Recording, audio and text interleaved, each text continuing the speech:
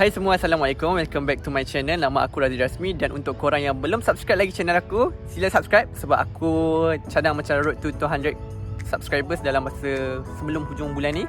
And untuk korang yang dah subscribe, terima kasih banyak-banyak. And untuk korang yang baru saja dekat channel ni, korang apa kata korang check out video-video aku yang sebelumnya. And hari ni aku nak bercerita mengenai bagaimana aku daripada matrikulasi sama pelajaran ke luar negara. Jadi sebenarnya waktu dekat matrik pun aku macam tertanya, boleh ke matrik ni untuk sama luar negara? Macam tak pernah dengar apa program ni. Dan sebenarnya program aku ni dinamakan sebagai program Skim Latihan Tenaga Pelajar Program Matrikulasi ataupun SLTPPM lah, bagi dia punya singkatan, akronim dia. And then program ni tak semua course ditawarkan. Cuma ada course-course yang ditawarkan di matrikulasi macam macam sains komputer, engineering, matematik, chemistry, fizik dengan biology. Jadi itu saja course yang ditawarkan untuk mereka yang berminat dengan program ni.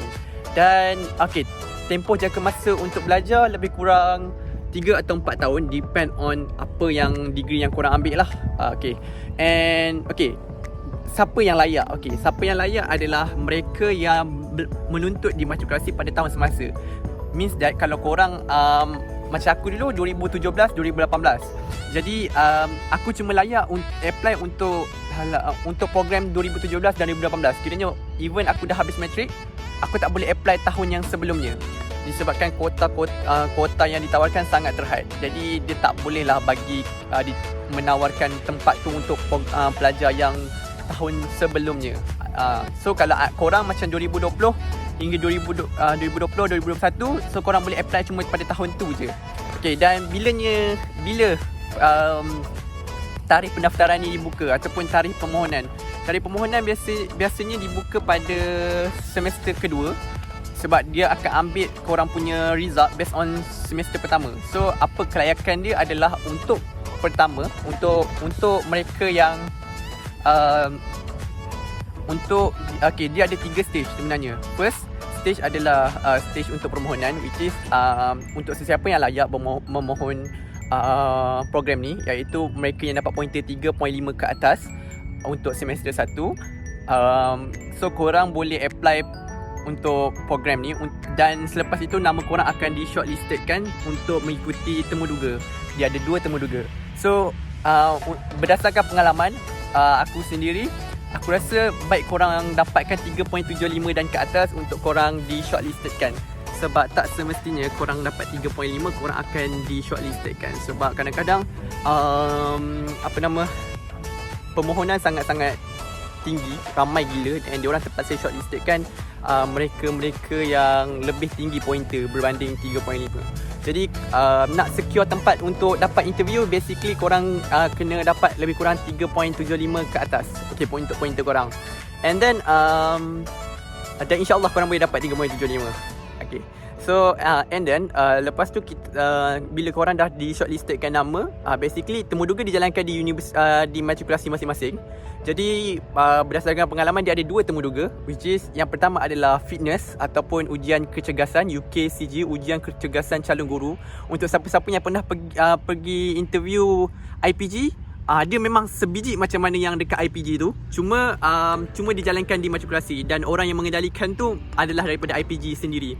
Jadi apa yang korang perlu buat adalah ada blip test, ada pumping, ada ukur BMI, and then ada apa lagi ringkut tubi separa, rib curl.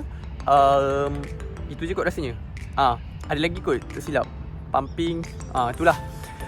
And then lepas je korang dah settle ni, dan aku tips dia untuk korang lulus ni adalah korang buat sehabis baik. Kalau boleh dia ada dah maximum point. So korang please target, kalau tak sampai maximum pun please target for macam lebih daripada half point tu. So that sebab ramai yang kecundang waktu dekat UKCG, sebab dia nak tengok, sebab kat sini dia orang nak tapis lebih ramai orang berbanding temuduga yang seterusnya. Sebab temuduga yang seterusnya adalah temuduga bercakap, interview dalam berkumpulan. So dia sama macam IPG jugalah.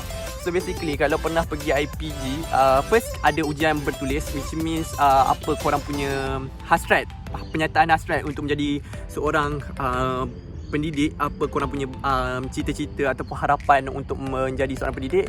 And then yang seterusnya adalah unit berkumpulan, interview secara berkumpulan, which is korang kena pergi by group, and then korang kena menjawab dengan interviewer. So basically interviewer ni boleh daripada pihak matrikulasi sendiri ataupun daripada pihak IPG sendiri. So untuk kedua-dua interview ni atau bertulis dan juga yang berkumpulan tu, apa yang korang perlukan adalah semangat untuk menjadi seorang guru. Korang kena tunjukkan tu, semangat untuk menjadi seorang guru. And then korang kena tunjukkan kenapa yang korang memang berkaliber untuk menjadi seorang guru, which means at the same time korang tak boleh nak kata korang riak ataupun bukan riak, macam overconfident. Don't be too overconfident. Just be confident, tapi jangan be too overconfident, sebab kadang-kadang kita tak nak pun kita cakap tinggi mengunung, tapi kita punya performance just biasa-biasa. So at least just kita sebagai pendidik, kita kena sentiasa tahu apa yang diperlukan, ciri-ciri yang diperlukan untuk menjadi seorang pendidik, berkaliber, and then berperwatakan, okay, and mesra. Please jadi orang yang mesra. Even macam soalan tu kadang-kadang macam attack kita, diorang nak attack kita dengan soalan-soalan yang macam kadang-kadang kita tak boleh nak counter pun. Tapi kita nak menjawab persoalan tu, even menjawab persoalan yang kita rasa macam soalan ni tak logik pun, tapi at the same time kita kena sopan, and kita kena sentiasa relax dengan apa pun soalan yang diberikan. Sebagai seorang guru, apa yang anda perlu sebagai seorang guru ataupun pendidik ataupun pensyarah, apa yang korang perlukan adalah relax, tenang, sebab korang perlu mengajar ramai gila students, and setiap students dia ada ragam masing-masing.